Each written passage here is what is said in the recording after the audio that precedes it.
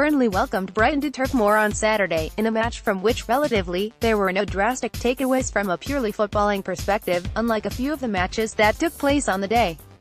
Burnley were all but assured of a Europa League berth for next season, having a considerable cushion in 7th over Everton in 8th, with a highly superior goal difference, after Southampton were knocked out of the FA Cup by Chelsea the previous weekend.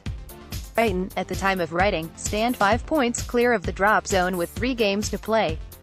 However, seeing that those 3 are against Manchester City, Manchester United and Liverpool, Chris Hughton would have hoped to secure 3 points at Turf Moor to alleviate some pressure at the end of the campaign.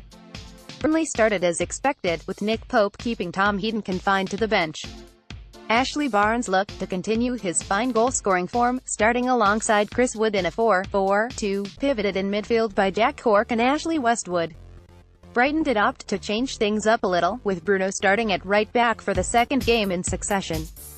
Leonardo Uloa got a rare start, with Glenn Murray benched for this one. Anthony Knockaert was preferred to Solly March down the right. Davy Proper was serving the final of his 3-game suspension. The match itself did not boast too many chances, with clear-cut goal-scoring opportunities few and far between. A training ground corner routine fell to Bruno, who, despite getting good contact on the volley, was unable to steer it on target.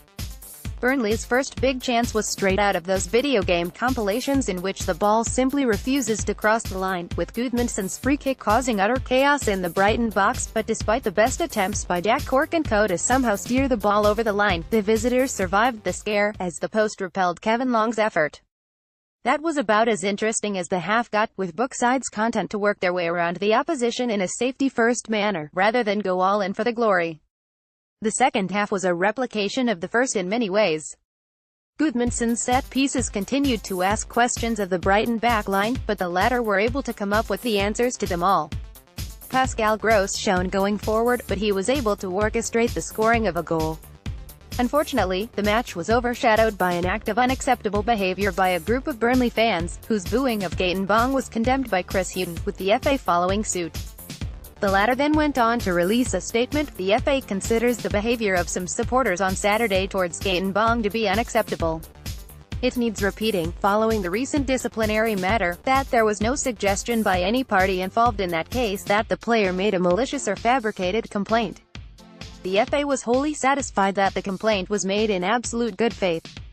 The FA takes all allegations of discrimination extremely seriously and continues to encourage all participants who believe that they have been the subject of or witness to discriminatory abuse to report this through the appropriate channels.